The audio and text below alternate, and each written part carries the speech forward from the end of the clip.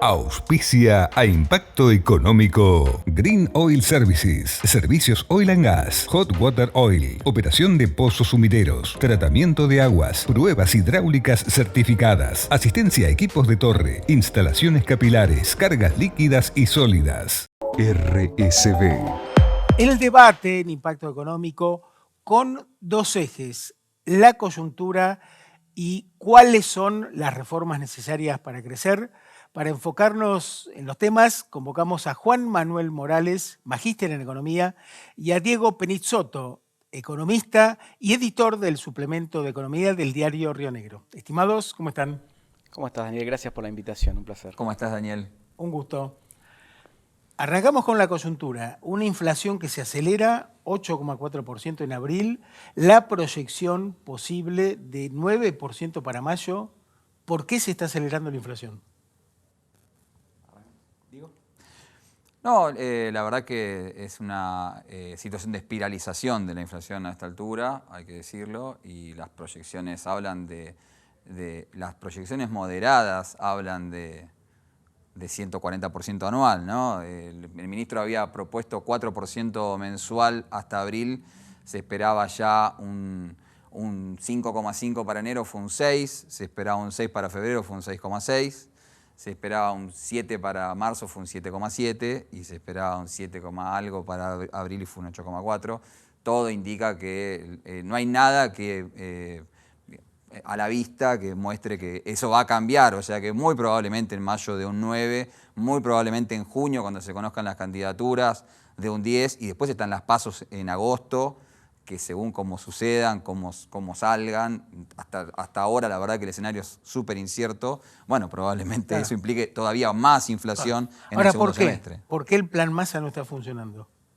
Bueno, yo creo que evidentemente no están encontrando los resortes necesarios. A mí me parece que en este nivel de inflación, con los precios acelerando al 10% mensual y la inflación anual al 100%, pensar en un plan de control de precios es como súper inocente, ¿no? Me parece que hay herramientas para distintos momentos, y así como hay distintas causas y distintos catalizadores que movilizan los precios, evidentemente hay distintas herramientas, ¿no? Entonces, por supuesto, el gran problema que tiene hoy la economía es la demanda de dinero, ¿no? Porque tenemos dos monedas en Argentina, una que no emitimos, una que sí emitimos, una que no es demandada y otra que sí es demandada. Claro. La gente larga los pesos porque pierden poder adquisitivo. Y evidentemente el consejo, si el amigo te pide un consejo, ¿vos qué le decís hoy? Y agarrá y gastá.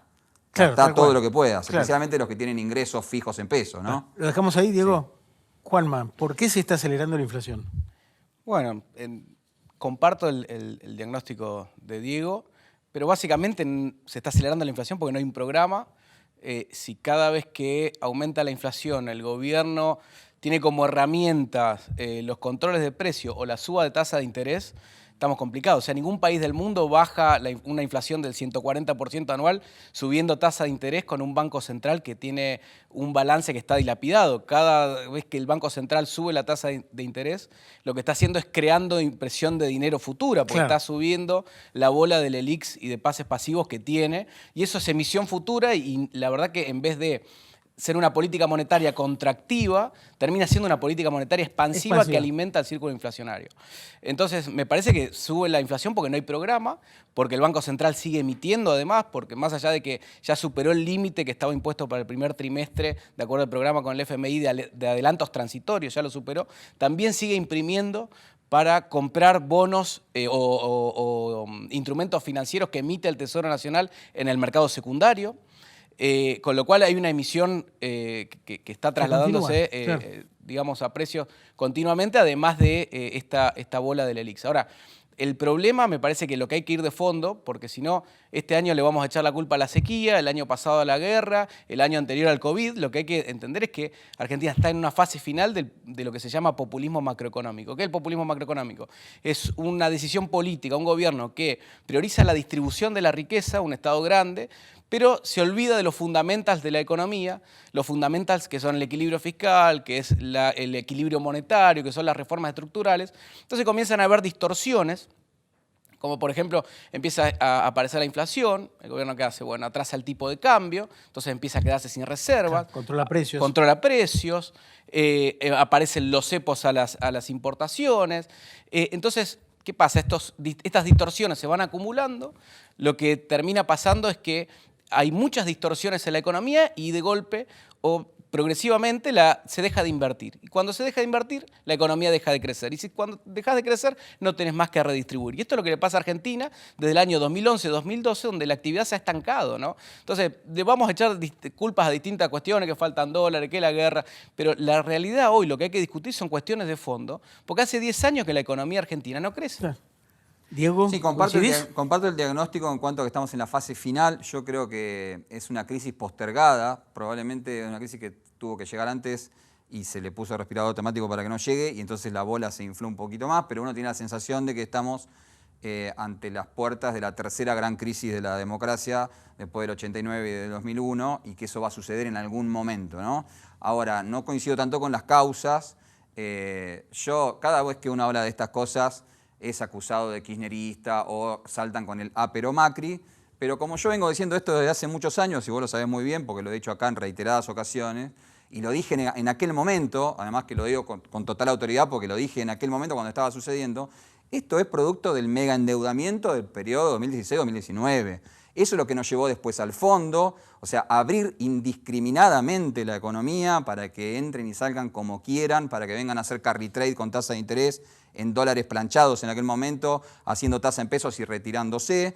Y esa bola no era gratis. Había gente que acá mismo, en este lugar, lo digo siempre, porque los doctores en economía que en aquel momento recomendaban que endeudarse era lo mismo en pesos o en dólares para ir al supermercado, ahora no están más, no opinan más en ningún medio, pero en aquel momento yo advertía que el endeudamiento iba a traer a este lugar. Ahora, y ahí terminamos, perdóname, en el Fondo Monetario Internacional pidiendo 45.000 millones de dólares que nadie sabe dónde están. En realidad, si miramos el balance del Banco Central y el capítulo formación de activos extranjeros, sabemos bien dónde están los 45.000 millones. Se fueron todos, nos quedó la deuda y acá estamos con este programa del Fondo Monetario Internacional, con una economía cerrada, con restricción externa, bueno, pero sin divisas, el punto, digo, y acá pega la guerra, pega la sequía. Bueno, pero el punto, digamos las cosas como son. El punto es por qué tenemos que recurrir al fondo en forma reiterada. O sea, no, ¿por qué la tenemos necesidad? Te corrijo, no ¿cuántos tenemos incumplimientos que tiene? recurrir al fondo de forma reiterada. Pero lo hemos Acudimos hecho. al fondo Lo hemos hecho. porque decidimos en el año 2016 mega endeudarnos en dólares, que es una moneda que no emitimos,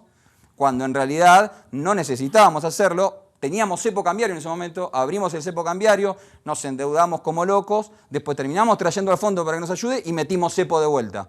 Entonces terminamos en el mismo lugar que empezamos, pero endeudados en dólares. Y ahora no tenemos dólares. Entonces ahí te pega la sequía, ahí te pega la guerra, suben los precios internacionales. Digo, por eso uno habla de multicausalidad con la inflación. Por supuesto la emisión monetaria es un problema grande ahora y la nominalidad que hay en Argentina hoy, la bola del ELIX, la base monetaria, sumado a que no tenés demanda de pesos, bueno, sin lugar a dudas, es explosivo. Y yo creo esto se resuelve como históricamente se resolvió en Argentina, con alguna medida extrema. En algún momento fue el plan Bonex, en algún momento fue el corralito, o una mega devaluación, que es lo que propone Milei, ¿no? Le doy la palabra a Juanma ante el planteo de Diego. Yo no comparto la mirada de Diego.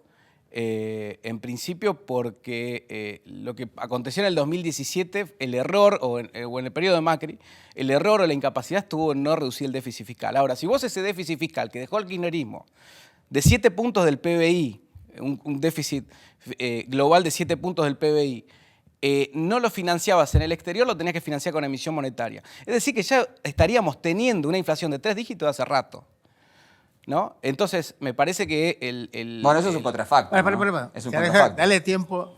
Bueno, emití 7 puntos del PBI en vez de financiarte afuera durante 8 años y vas a ver que estaríamos en una inflación de 3 dígitos hace rato.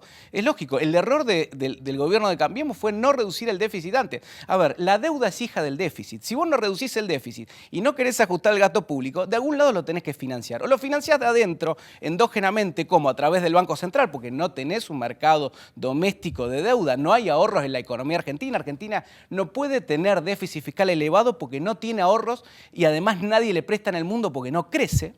Entonces, o haces ese ajuste o te endeudás con el mundo. Se endeudó con el mundo porque hubo una ventana, no se hicieron las reformas que había que hacer, no se corrigió el déficit y en algún momento el mundo te dijo no te presto más porque vos no haces la reforma y no crece, en estas condiciones no va a crecer la economía. Digamos, el programa de Macri que argumentaba que la economía iba a empezar a crecer casi milagrosamente al 3,5% anual por la eternidad. Eso no pasó. Entonces, el mundo ve eso, te deja sin financiamiento, no podés hacer el rollover, no podés hacer la vuelta de financiamiento y tenés que acudir al FMI. Ahora, ¿qué es lo que pasó? Se cambió el financiamiento, se pasó de un financiamiento del Banco Central y de endeudar al ANSES, a los entes públicos, al déficit fiscal, a un endeudamiento afuera. ¿Cuál es el problema? El problema es que no se corrigió el déficit fiscal que generó el kirchnerismo. Cristina Kirchner arrancó con superávit y terminó con déficit fiscal. Néstor Kirchner arrancó con una inflación del 3% y se fue con una inflación del 12%, la multiplicó por 4. El promedio anual de inflación de Cristina Kirchner en su último mandato fue 30%. El kirchnerismo multiplicó por 10 la inflación. Entonces, eso es populismo macroeconómico. No concentrarse en la redistribución y olvidar las variables económicas claves como el equilibrio fiscal, la emisión monetaria, las reformas estructurales. ¿Macri lo corrigió? No, no lo corrigió. El problema se agravó, se agravó. ¿Cuál es el origen? El origen es lo anterior. Tengo que concluir entonces que Macri hizo populismo macroeconómico también y me da mucha gracia cuando hablan del mundo, ¿no? Porque cuando el mundo nos decidió prestar en 2016, 2017, 2018, los problemas macroeconómicos de Argentina eran exactamente los mismos, ¿eh? Así que el mundo no nos presta por si tenemos más déficit fiscal o menos déficit fiscal. El mundo lo que quiere es hacer guita. Vienen a hacer guita, se puede hacer guita, le abrís la puerta indiscriminadamente para que entren y pueden salir cuando quieran, vienen y están acá. Le cerrás la puerta, se van. Es muy sencillo. Ahora, el problema es que cuando se van, nos queda la deuda con el fondo a nosotros y los dólares ya no están más. Pero ¿por qué nos pasa esto en Argentina y no en Chile o en otros países? Yo pregunto esto y vuelvo con esto, insisto, lo mismo que vengo diciendo desde 2016 en este mismo lugar. No da lo mismo endeudarse en pesos y en dólares, no es lo mismo. El tema es por qué. No, porque se dice, vos el déficit lo podés financiar o en pesos o en dólares. No, o sea, si lo financiás en dólares, como hicimos en ese periodo, estamos en un problema enorme, porque yo le pregunto a cualquier vecino qué prefiere, si tomar un crédito en dólares o tomar un crédito en pesos, y la respuesta es básica, pero te la dice cualquiera. Entonces, no da lo mismo endeudarse en una moneda que uno emite que en una moneda que uno no emite. El que te va a venir a cobrar después habla en inglés y vive en otro mundo, vive en el primer mundo, en otra realidad, no conoce, no tiene ni idea de lo que pasa acá, entonces no tiene afinidad con lo que sucede acá. Vos emitís en pesos, por supuesto es un problema emitir, acordamos que hay que reducir el déficit fiscal, pongámoslo de acuerdo de base. Hasta ahora no lo hemos logrado. Bueno, ponele, fue un error, no se redujo el déficit, pero no da lo mismo financiar el déficit en pesos que en dólares. Y el problema que tenemos hoy no es por el déficit, es por el endeudamiento en dólares. Lo que no tenemos son dólares, porque no me vas a decir, y lo sabe cualquiera, que el golpe devaluatorio del mes pasado, que vuelve a rebotar estos días, no fue un problema para la inflación de abril y de mayo. Bueno, entonces, si sabemos eso, lo mantenemos también como un acuerdo de base. Argentina es una economía bimonetaria, donde las personas piensan en dólares y gastan en pesos. Evidentemente, no da lo mismo endeudarse en pesos que endeudarse en dólares. Y el gran problema que tenemos hoy es ese. ¿Cómo lo resolveremos? Para mí viene una mega crisis. No se pierde el próximo. Viene una mega crisis. No creo que este gobierno lo pueda, aclaro esto también, esto no es defender a la actual gestión. La actual gestión ha sido impotente para poder resolver el problema. Uno lo escucha al presidente hablando de inflación psicológica en este contexto y la verdad que quisiera que tenga un asesor el presidente, ¿no? Para poderle decir no. Juanma, tu opinión. No, a ver, primer punto, lo de financiar un déficit en pesos o en dólares, lógicamente no es lo mismo. Ahora, cuando vos tenés gran volumen de déficit y no tenés ahorros, no lo podés financiar domésticamente tampoco. Entonces, lo que hay que ver, vuelvo a la discusión, es bajar el déficit, porque cuando vos tenés un déficit elevado, no lo podés financiar con los ahorros domésticos tampoco. Entonces, buscás financiamiento externo, después no hacer la reforma, no creces. ¿Por qué el mundo prestó en el 2016 y en el 2017? Porque estaban las expectativas de que la economía iba a crecer. Cuando se dieron cuenta que la economía no iba a crecer y que Argentina se estaba metiendo otra vez en un problema, dejaron de prestarle plata. Las expectativas era que fuera a crecer. Ahora, lo que hay que discutir es, ¿queremos financiar un déficit fiscal con pesos? Está bien, entonces tengamos un déficit fiscal acorde al nivel de ahorros de la economía, porque si no, vamos a seguir fundiendo al Banco Central, vamos a seguir fundiendo a los jubilados, vamos a seguir destrozando todo el mercado local. Eso por un punto. Así que me parece que eso es, para mí es importante. Y después, otro tema que tiene que ver con lo que Diego decía, que la culpa de la situación actual tiene que ver con el FMI. A ver, este gobierno estuvo 2 años para renegociar, 3 años para renegociar el acuerdo con el FMI.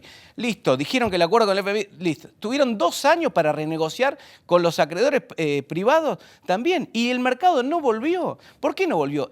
¿Por qué la reestructuración fue fallida? Porque cuando vos haces como país una reestructuración de tu deuda, uno de los objetivos es que el mundo te vuelva a prestar, que los que antes te prestaban y renegociaron confíen para volver a prestar, para volver al mercado de capitales. Para eso es la renegociación. Ahora, este gobierno arregló con el FMI, arregló con los acreedores privados y tenés un riesgo país que es exorbitante. Entonces, 2.000 puntos. 2000, sí, no sé hoy cuánto está, pero digo, tampoco este gobierno da la confianza. No se le puede seguir echando la culpa al FMI cuando este gobierno renegoció un programa con el FMI que es muy laxo y ya lo dijimos acá que no iba a cambiar nada. Claro que yo no le echo la culpa al Fondo Monetario. El Fondo Monetario es consecuencia del proceso de mega endeudamiento de 2016-2018 que finaliza con una mega crisis de cuenta corriente y llamando de emergencia al Fondo Monetario para que ponga plata que además no vino a resolver la crisis. La plata que puso el Fondo Monetario era para ganar una elección, lo dijo el propio Fondo Monetario, y finalmente la elección se perdió. Si hubiera ganado la elección Macri, probablemente estábamos hablando de Ahora, otra cosa. para cerrar el bloque por un tema de tiempos e ir a la cuestión de las reformas estructurales,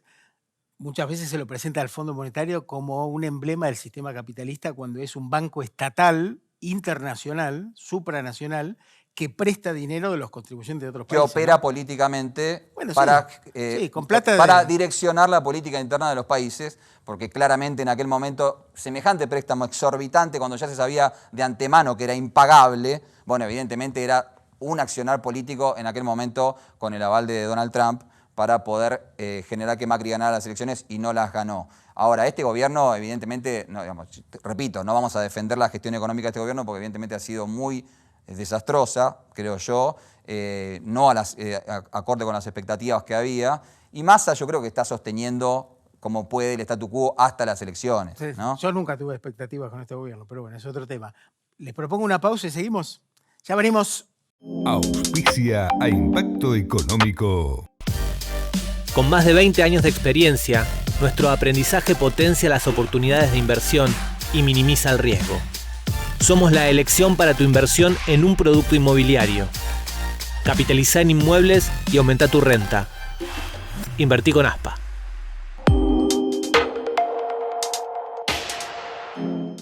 Comaseg, Seguridad Industrial Comahue, prevención de incendios, recarga de matafuegos, diseño, fabricación, montaje y mantenimiento de redes contra incendios, prueba hidráulica de mangueras, calidad certificada IRAM, comaseg.com.ar. Somos un equipo de empresas que colaboran entre sí para generar soluciones de ingeniería, tecnología de la información, inspección de obras, capacitación y management. Cluster CIAR, el equipo que lo hace posible.